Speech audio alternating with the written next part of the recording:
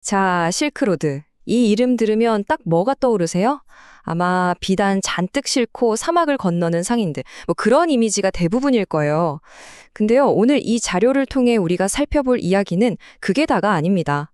실크로드가 단순히 물건을 사고 파는 길이 아니라 인류 문명 전체의 흐름을 바꿔놓은 어마어마한 네트워크였다는 점, 바로 그걸 한번 제대로 파헤쳐 보려고 합니다.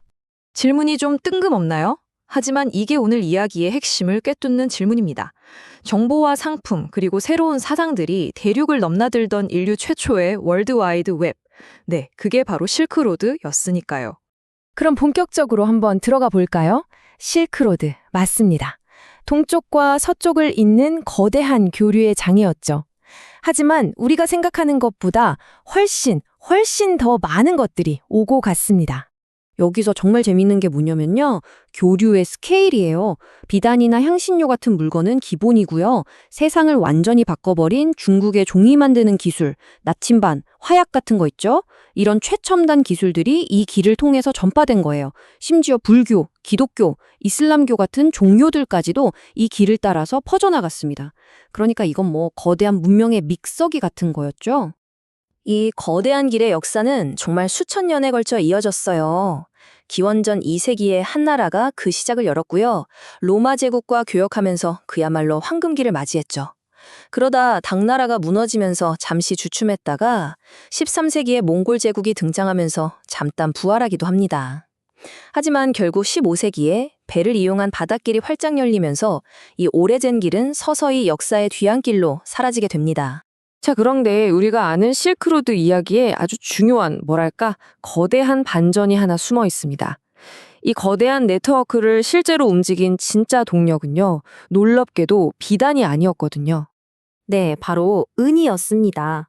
이 한 가지 사실이 우리가 알던 실크로드에 대한 모든 그림을 다시 그리게 만들어요. 비단은 어쩌면 이 길의 상징이었을지 몰라도 진짜 세계 경제를 쥐고 흔든 건 바로 이 은이었습니다. 와, 이 숫자를 좀 보세요. 정말 명확하게 보여주죠? 16세기의 유럽에서는 금 하나를 사려면 은이 12개나 필요했어요. 근데 같은 시기 중국 명나라에서는요, 금 하나에 은 6개면 교환이 가능했다는 겁니다. 자, 이게 뭘 의미할까요? 그냥 유럽에서 은을 사서 배에 싣고 중국으로 가져가기만 하면 가만히 앉아서 그 가치가 2배로 뻥튀기 되는 거예요. 바로 이거였습니다. 전 세계의 은이 블랙홀처럼 중국으로 빨려 들어간 진짜 이유, 거대한 경제 엔진이었던 거죠. 당시 중국에서는 이렇게 생긴 마즈음이라는 독특한 은덩어리가 화폐로 쓰였어요. 정부가 찍어낸 동전이 아니라 이 은의 무게와 순도 자체가 그냥 돈이었던 거죠. 전 세계에서 흘러들어온 은은 전부 이 형태로 녹여져서 중국 경제를 돌리는 피가 됐습니다. 이렇게 어마어마한 양의 은이 중국으로 쏟아져 들어오면서 동아시아 전체의 경제 판도가 완전히 뒤바뀌기 시작합니다. 당시 중국은 은의 무덤이라고 불릴 정도였어요.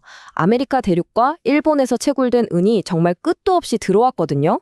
상황이 이렇게 되자 명나라 정부는 아예 법을 바꿔서 모든 세금을 은으로만 내게 합니다. 이게 바로 일조 편법인데요.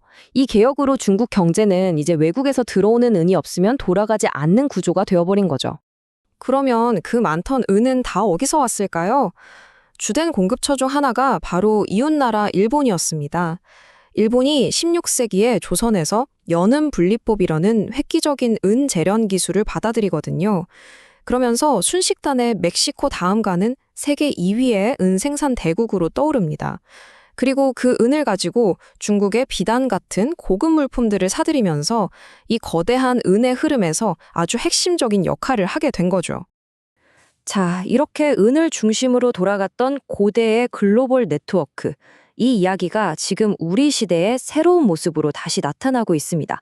역사는 반복된다고 하죠. 하지만 이번엔 그 방식이 사뭇 다릅니다. 옛날 실크로드를 한번 생각해 보면요. 이걸 누가 계획하고 만든 게 아니에요. 상인들이나 여행객들이 필요에 따라서 자연스럽게 만들어낸 아주 유기적이고 분산된 네트워크였죠. 여기서 중요한 건 어떤 정치적인 야망 같은 게 아니라 순수한 교류 그 자체였습니다. 하지만 2013년부터 시작된 현대판 실크로드, 바로 1대1로는 성격이 180도 다릅니다.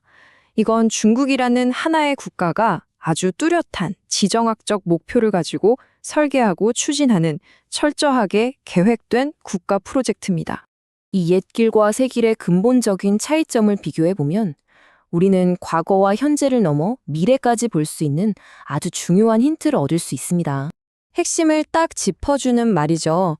루비나 사르와르라는 학자의 말처럼 과거의 길은 연결 자체가 목적이었어요.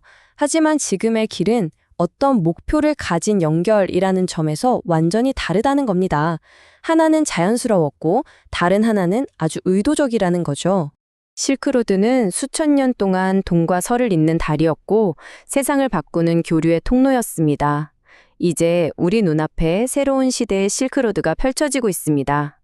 과연 이 거대한 길의 새로운 장은 우리에게 무엇을 가져다 줄까요? 한 번쯤 깊이 생각해 볼 문제입니다.